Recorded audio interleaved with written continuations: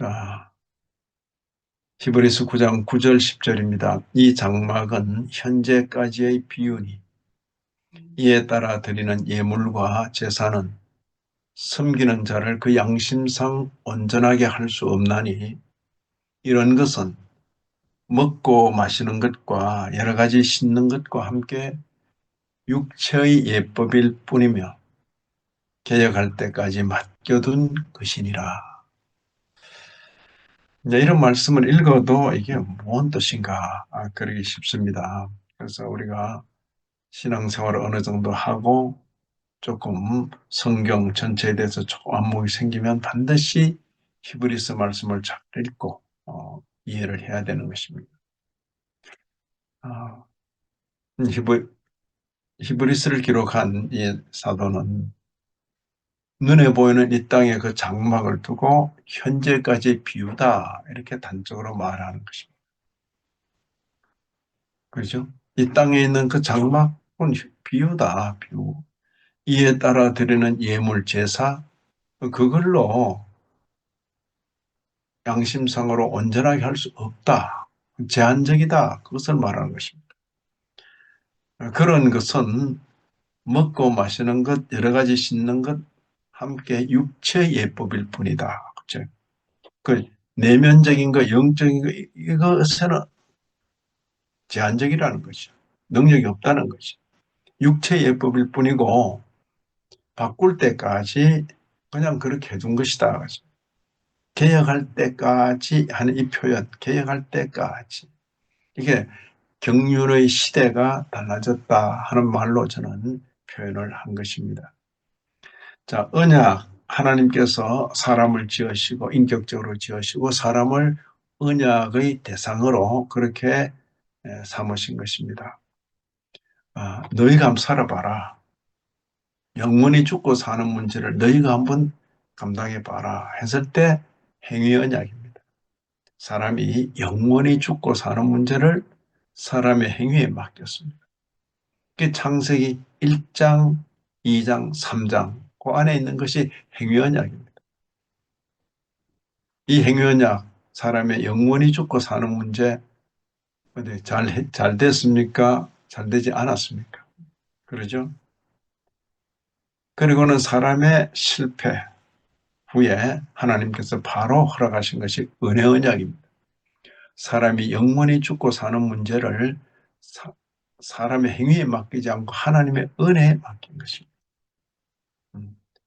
사람으로서는 도무지 그 하나님의 요구를 들을 수가 없었던 것입니다. 하나님의 은혜에 맡긴 것입니다. 바로 이 내용을, 이런 내용을 웨스민스 신앙 고백서 우리가 이미 배웠습니다. 제7장 5항과 6항에 자세히 설명하고 있습니다. 이런 내용은 다시 한번 정리된 내용을 한번 보시면서 우리의 신앙을 정리해 가야 되겠습니다.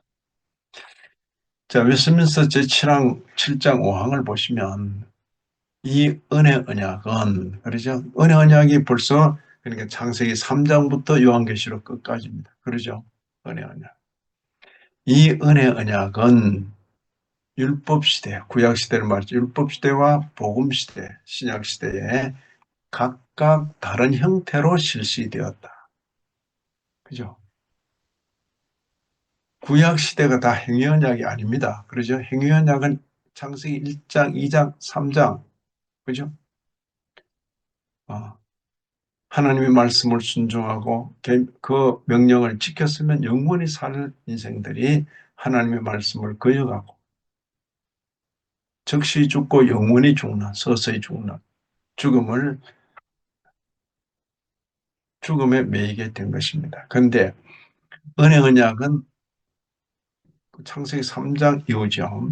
율법 시대와 복음 시대에 각각 다른 형태로 실시되었다. 율법 시대, 구약 시대입니다.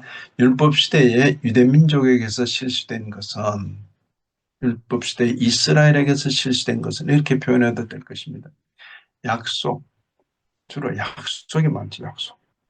예언, 제물, 할례, 그리고 유월절. 할례도 있고 유월절 양.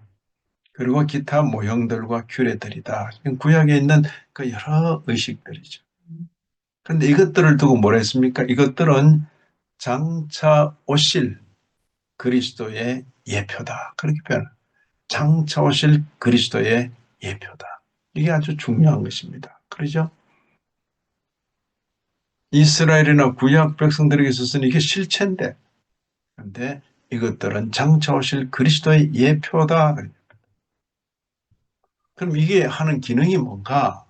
성령의 역사에 의해서, 구약 시대인데도 불구하고 성령의 역사에 의해서 그 시대, 구약 시대의 선민을 약속된 메시아 신앙, 그죠? 장차 오실 그 메시아를 기다리며 믿는 그 약속된 메시아 신앙으로 육성하기에 충분하였고 또 유효하였다. 그걸로 충분히 계시가 충분히 드러난 것이다. 그때는 구약 시대에는 약속된 메시아로 말미암아 사람들이 충분한 사죄와 영원한 구원을 받았다. 구약 시대 때는 그 예표, 그걸로 약속된 메시아를 기다리는 그 신앙으로 충분한 사죄와 영원한 구원을 받았다. 이게 구약이다. 예수님서 7장 5항은 반복해서 읽고 우리의 내용으로 갖춰야 합니다. 은혜 언약 실시의 서로 다른 형태, 그랬죠. 율법시대, 복음시대. 그중에 율법시대입니다. 구약, 약속, 예언, 제물, 할례, 유월절약, 기타 모형들과 규례들. 이 예표다, 예표. 그 시대의 선민을 약속된 메시아 신앙으로 육성하기에 충분하고 유효하였다. 그걸로 부족한 게 아니라 옛 성도들은 바로 그 예표를 보고 장차 오실 메시아를 기다리는 그 신앙을 가지기에 충분했다. 바로 약속된 메시아로 말미암아 사람들이 충분한 사죄, 영원한 구원을 받았다는 것입니다. 자, 이런 내용을 이렇게 뭡니까? 증거하는 그런 바로 이런 말씀, 다음에 나오는 이런 말씀들에 의해서 이런 내용이 정리되는 것입니다. 주로 히브리서에 나오죠. 오늘 또 굳이 히브리서를 제가 잡은 것입니다. 히브리서 9장 1절을 보시면 첫 언약에도 선민은 예법, 세상에 속한 성소가 있더라. 성령이 이로써 보이신 것은 첫 장막이 서 있을 동안에는 하늘 성소에 들어가는 길이 아직 나타나지 않은 것이다. 근데 하늘 성소 이런 표현을 하늘 성소 그런 게 있나 이제. 어.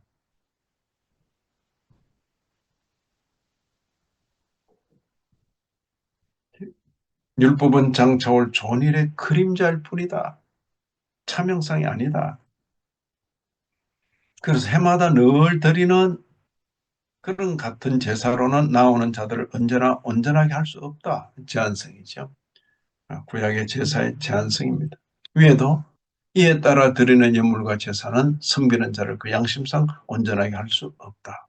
히브리서 9장에도 히브리서 10장에도 바로 구약시대 그것은 어, 딱 제한된 어떤 제사로 그렇게 표현한 것입니다. 자, 웨스민스터 신앙고백서 제7장 6항에 의하면 오늘 신약시대를 설명합니다. 실체이신 그리스도께서 구약에 보이는 그런 여러 가지들은 예표라 했는데 예수 장차 오실 그리스도의 예표라 했는데 이제 예표의 시대가 끝나고 실체 시대가 된 것이죠. 실체이신 그리스도께서 나타나신 복음시대에는 신약시대를 가리키죠.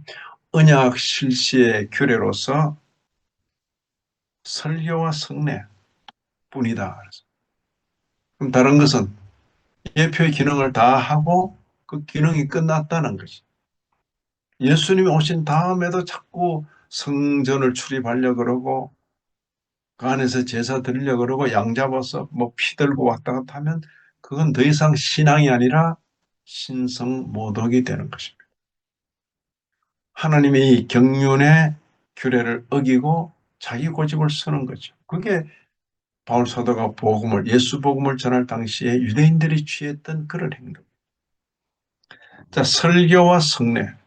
이 규례들이 수요로 보아서는 적고, 그러죠. 앞에 뭐 약속, 예언, 제물, 할례, 유월절, 양, 기타 모형들과 규례들에 비해서 설교와 성례 적죠. 많지 않지요. 그의 사역 양상이 비교적 단순하고 겉보기에도 화려하지도 않다. 그러죠. 설교, 성례, 성례는 세례와 성찬이죠. 단순하고 화려하지도 않다. 소박한 거죠. 그러나 그것으로서 이 설교와 성례로서 더욱 충만하고도 명확한 영적 효력을 모든 나라에 나타낸다. 모든 나라. 전에는 유대인, 이스라엘 이렇게 했는데 지금은 모든 나라, 유대인과 이방인 전부를 포함하는 이게 신약이다. 다시 한번 정리합니다. 복음시대, 언약실시의 규례로서 설교와 성례뿐이다. 복음시대의 이 규례는 설교와 성례, 성례는 두 가지입니다. 세례와 성찬. 우리가 이제 이런 내용을 배웠죠. 수요로 보아서는 적고 사역 양상이 단순하고 외관상 화려하지도 않다. 그렇지만 더욱 충만하고도 명확한 영적 효력. 무엇에 비해서?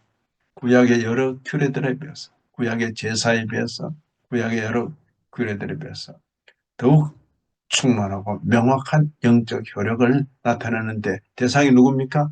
모든 나라. 구약시대는 유대인들에게, 이스라엘에게.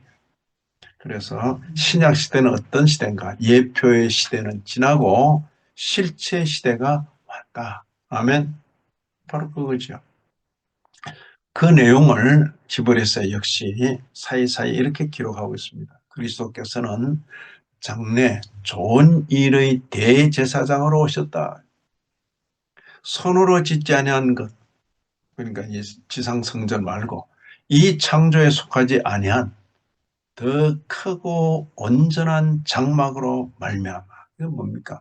눈에 보이지 않는 천상의 것을 지금 가리키는 것입니다. 염소와 송아지의 피로 하지 아니하고 오직 자기의 피로 영원한 속죄를 이루사 단번에 성소에 들어가셨느니라. 아멘.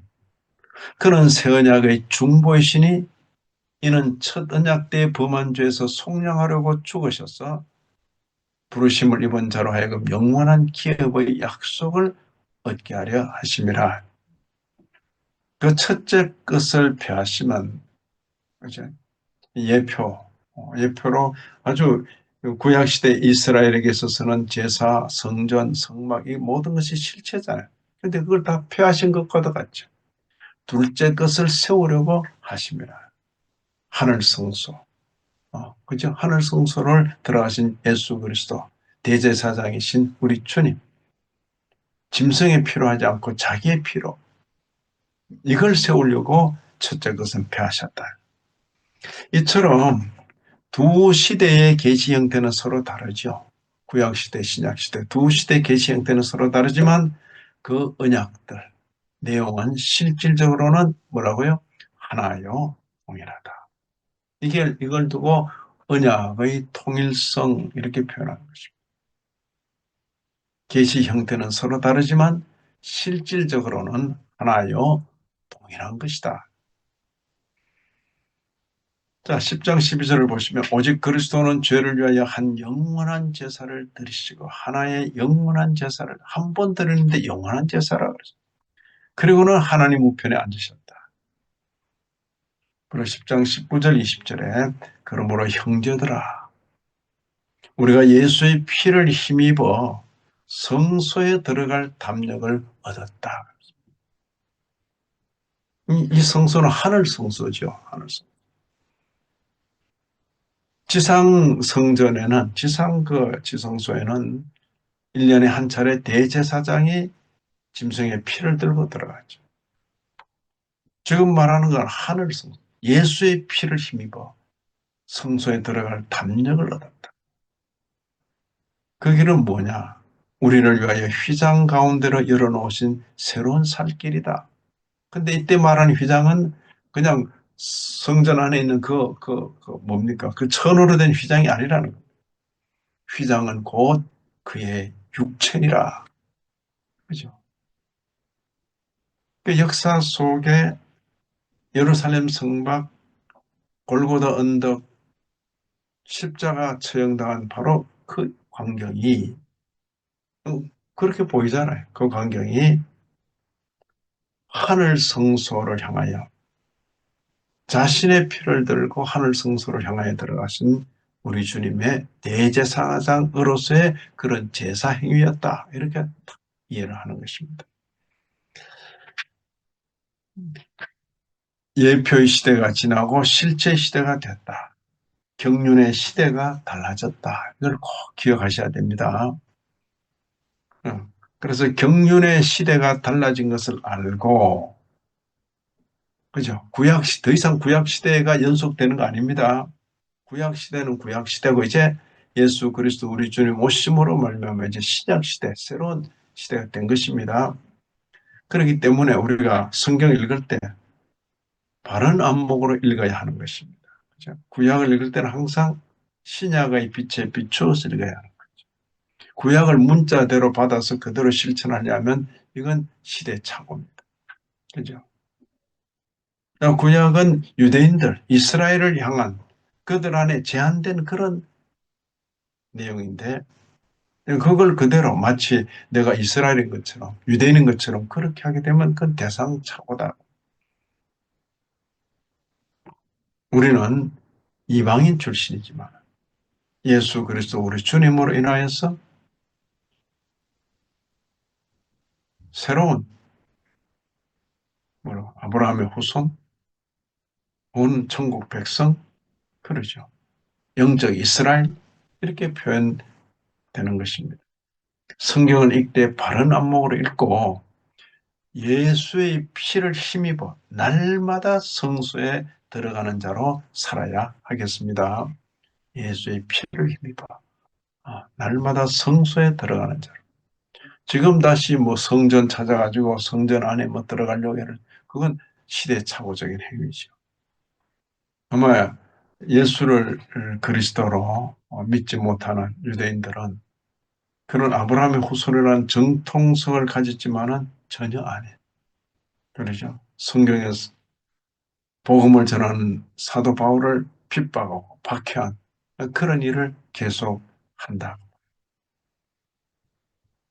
지금도 성전을 다시 세우고 그 성전 안에서 양을 잡아서 제사 드리기를 원한다면 그건 신앙이 아니라 여호와 하나님께 대한